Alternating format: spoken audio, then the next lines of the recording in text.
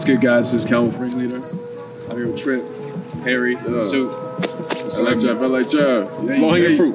Low-hanging fruit interview coming live. Low-hanging fruit is a great fucking name.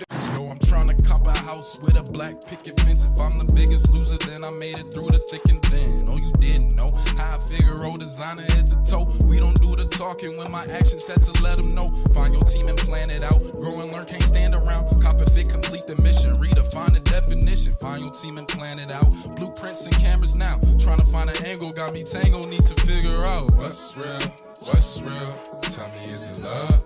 Using all these drugs? Hold up, baby, what's real? What's real? Living in a dream. Bowman on my jeans. Hold up, shawty, what's real? What's real? Misconceptions they been having, prejudice they make it habit. Someone tell me what's real? What's real? And I feel like I'm a kill. I'm like, what's real? Once again, this is Ringleader here with Low-Hanging Fruit. Jumping into this interview right here. LHF. What's happening? Cool. And, usually what we like to do first and foremost here is get a little bit backstory. So why don't you guys tell us about where you're from and, a little bit about how that inspires your music. Cool. Yeah, I'm from, I grew up in a bunch of different towns in Westchester, New York. I lived in Portchester, Rye, Mamaroneck. I went to school in Rye and in New Rochelle, New York, which is all about like 20, 30 minutes outside the city type shit. And so I grew up, listening to a lot of New York stuff. Jadakiss' son, actually, shout out J1, he went to one of my schools I went to, so it was a big culture of just like, that real New York stuff. I love to listen to, Notorious B.I.G. and all that stuff, so that's why I like my stuff. I like loud, booming voices. I like getting hype and shit, so that's what I try to, throw on the low-hanging fruit. I'm Soup DeJour. I'm from Park Hill, Colorado, inner city Denver kid, and that's where I grew up.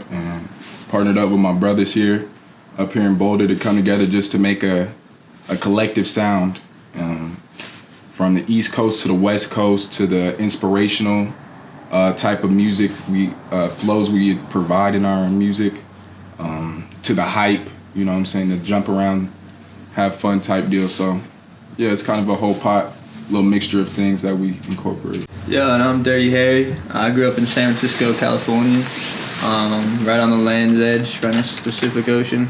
Land's Edge. And obviously growing up in the West Coast, I get a lot of West Coast funk influences, a lot of, and a lot of like 60s psychedelic rock, and kind of a bunch of different stuff. I grew up playing classical and jazz guitar. It's that Dirty Harry shit, man. Yeah, it's got a lot of different influence from everywhere. So let's take a little bit of a step back. I want to know, how did you guys first sort of like discover one another? What brought you guys together in the first place that made you think, it makes sense to combine these ideas, work together, start collaborating, really putting out music that you all had your hands sort of like in the pot together? Basically at the same time, all through a mutual friend. Shout out to Will Oberlander. He's a homie. He's actually in a band right now in Boulder. And basically, I first knew him from I used to jam at his house. He just had like a little jam band set up. I used to come play guitar, play drums. Yeah, I knew him from New York, so I knew this was like my one connect. I transferred out here my sophomore year, and he was like the one connect I knew from New York. And at that point, I was just like playing the drums and shit. So I just go to his house and play the drums like he played the guitar. And that's how I like kind of knew Harry. And then Soup met him. You met him at a party, right? Yeah, I met Will at a party, and through Tara, another model, we were doing some photo shoots and things like that, just dabbling with different creative outlets. But was said that they had a producer and another artist rapping. Yeah, because 3 days before that happened, I recorded my first ever rap with Will. It was just me and Will, and it was my first thing ever, and we weren't even doing it that serious. And then Will came up to me after this party. He met Soup. He's like, yo, I met this other rapper. This other rapper is about to come through like on Thursday. And I was like, oh God, like another rap. I was like, I gotta get my shit together. Let me write some shit. And then he came through, and the first day we all came together. We had us three. There was a dude playing the sitar. Someone had a steel drum. It was a magical day, for real. You guys really strike me as like a multi-disciplinary group, right? You can sort of do the whole spectrum of production on your own terms. I'm wondering, would you consider the music that you release to be more of like the first of its kind, or more of an evolution of, some different genres of hip hop that have already existed that you've sort of taken and, remastered into your own particular sound? Just again, mention how many tracks we've made. We've kind of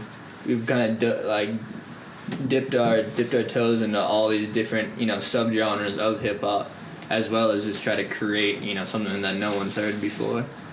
So like we've made like kind of like more smoother R&B tracks that pull from like a lot of like maybe like some old school R&B artists, and then we like pulled from like the new school like West Coast like SOB, and we pulled from just a bunch of different influences at certain times, and then doing our own things at other times. Yeah, that's why this album is gonna be it's gonna be way up. Facts. No pun intended. Yeah. All facts. One thing that stuck with me was, how you guys approach building the LHF brand, right? I see, like, sometimes, I see in Soup, he's got, like, the Gucci little wallet on the belt. Yep. I see you rocking, like, Kenzo, MGM, all that stuff. But, you guys are also developing a lot of merchandise to go along with it. How would you guys, one of the things that we write about at the magazine on top of music is things like fashion, design, because it's all sort of like it's all a creative space that exists in tandem with one another. Is style a big role as far as, this image that you're creating and this brand that you're building are concerned? I think hell yeah, bro. Like I said, our image, like we're trying to show people us on every front, because if you do that too, all it is another outlet of income. So the fact that we can show ourselves how we want to dress, like I said, we love fashion, bro. We love hip hop. It's about fashion. It's about, I love to look good. I love to feel good. You know what I'm saying? So, and we have our own stuff. Yeah, you'll see some nice designer, but look, you mix our own shit with the designer. You know what I'm saying? What I say on Op, that's what I said on Op. You can go on Op on iTunes right now. Right now. I said she only rocked designer with the fruit merch. Yeah, so that's it. It's a little bit of both. Fruit merch, I do the same thing. If I could rock my brand, you know what I'm saying, from the socks up, I'm about to do it. You know what I'm saying?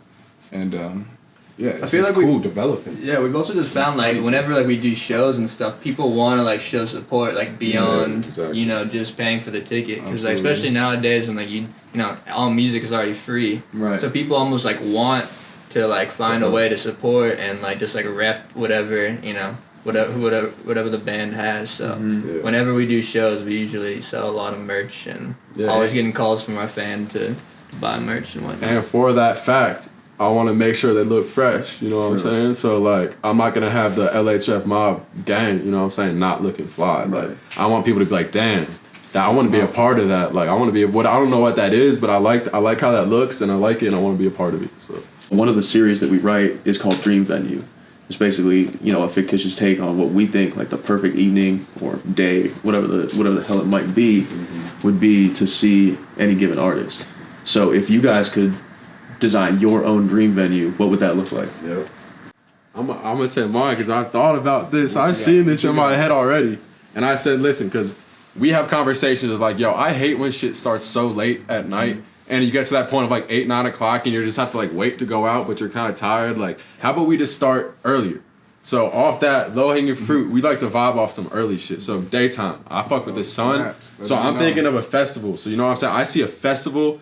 Huge stage, bro, like a big wide stage. We're athletes, we like to run around and go crazy. So I see like at least 30 yards of distance, you know what I'm saying? And I see this shit's packed out. I also see a beach, bro, to the left on some tropical shit, you know what I'm saying? But just summertime, bro. I think some summertime low hanging fruit vibes during the day for a day party, like come and turn up at like 4 o'clock with us, 4 or 5 o'clock. Like, bro, that shit would be crazy. And then after that, you know what I'm saying, it'll be like 7, 8 o'clock, and then we can go party and finish the night at like 10 o'clock. You can go home with your girl. Yeah. That's my shit. And that's gonna happen, man. That shit's about to happen at some point. I'm telling you. That's fire, yeah. I'd say all of that, and then we have we got Dreamville and TDE opening up. Oh yeah. And that's it. And that's it. And we battling. Opening up, not co-headline. With battling. No co-headline, none of that. Yeah, no. They opening up for us, and it's over. We're gonna collaborate with them. That's what I'm saying. I'm calling out them TDE. I mess with a lot of Dreamville stuff. Oh yeah. I think that's a group that we try to emulate, like you said, and they doing a lot of stuff right now in the business, in the music industry that that we could, you know, attach onto. And that would be fun. And who wouldn't want to go to that, bro? Who wouldn't want to go to that shit? Yeah, and I'm totally with these guys. Bunch of fruit everywhere. Fruit everywhere. Fruit everywhere, bro. We'll have there's pineapple trees, coconut trees. I want massive basketball hoops floating around the crowds that I can throw fruit into during the show. Shooting watermelons. Okay. Throwing that shit. In addition to those things, I'd also love to see us on doing like I don't know if you've ever seen like the NPR Tiny Desk shows. Yeah, like doing something like that I think would be a lot lot of fun because it really, we'll be able to showcase, you know, we got some shit a whole coming out another soon element for to that, us. actually. So y'all will see that.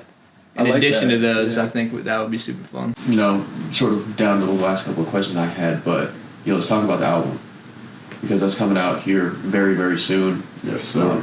Trip, I know you said it feels like a culmination of a lot of not just hard work, but you know, a lot of things you've been working towards to this point.